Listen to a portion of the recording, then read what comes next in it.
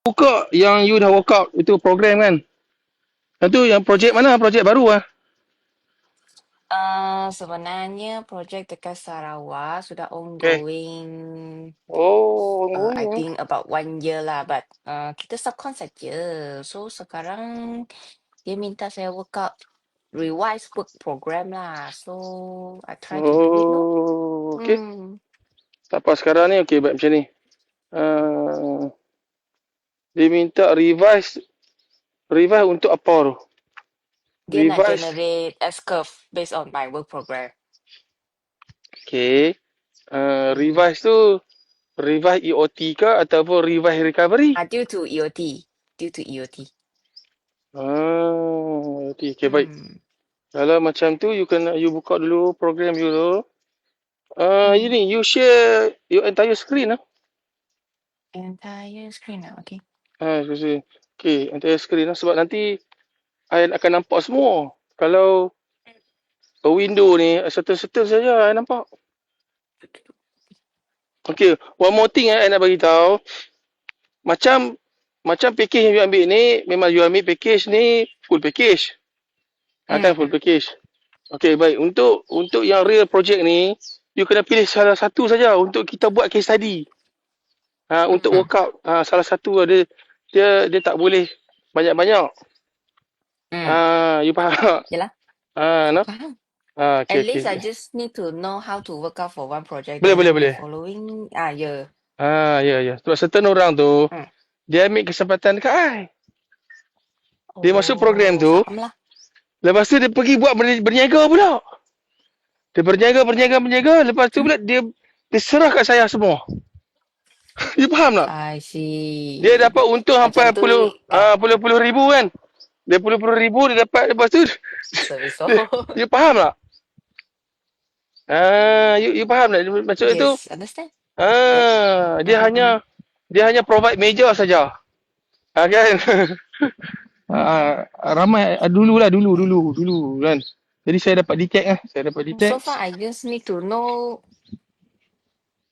Saya nak tahu lah macam mana yang ni Microsoft Project to fully utilize it lah. Yalah, Hmm, takkan saya just input and then put on the date, then macam faham. sudah complete, bukan complete lah macam ni. Okey baik. Sekarang ni Hmm. projek ni dia ada prelim kan?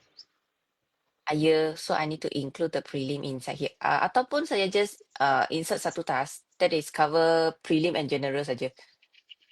Or every single item in the prelim. Sekejap. Program ni asal siapa buat lah? Program ni saya lah. Oh. So Hmm. bila you tak masuk prelim, oh ni program ni tak ada harga kan? Tak ada. Oh, bila tak ada harga dia jadi macam ni lah, ibarat macam mana tak? Ibaratnya hidup tanpa pasangan. You faham tak? Dia tak ada pasangan, bila tak ada pasangan dia tak ada critical. Maksud dia tu secara logiknya tu secara zahir lah kan, realistik tu Mhm. dia tak ada pasangan. Hidup dia tu just straightforward. Kenapa? Dia ibarat macam tu. Yeah. Kalau time versus cost ni baru kita boleh lihat dekat mana performance dia. No? Okay, baik tak apa. Kalau tak ada harga kan.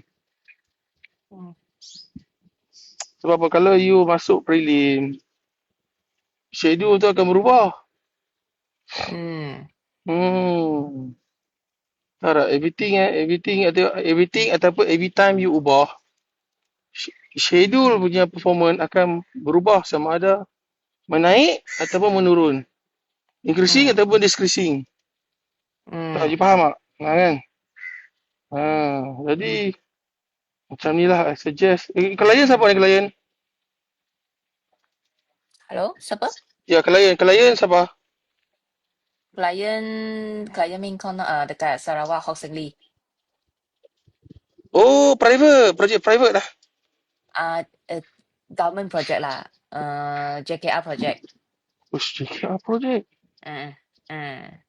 But in Oh, Sarawak, they call it SLDB lah. They have many oh ni boards. Yang apa macam tu. ni? Hmm. Apa ni? Sarawak Dia Energy ada eh? recorder. Bukan Sarawak Energy. Dia ada recorder, dia ada SLDB, dia ada JKR semua macam tu.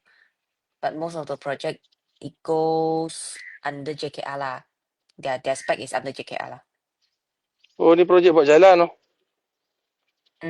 Yeah. Okay baik tak apalah. Jadi I rasa tak perlu buat ni lah. Prelim lah. Tapi kalau ikutkan prelim kita kena masuk juga sebab prelim ni Hmm. kita boleh bantu lah kan. Hmm. Semasa apa ni at the beginning stage project kan. Hmm. At the beginning stage But I project think tu we by right lah, every project shall have the prelim lah. So maybe we just input hmm, it, but maybe we allow some cost on it. Then is it you is it you okay boleh for that? you boleh buat macam tu tapi Hmm. pelaporan tu akan ganggu. Hmm. Ibarat macam ni lah kan. You Hmm. born a normal girl lah kan. Si kita kata tu.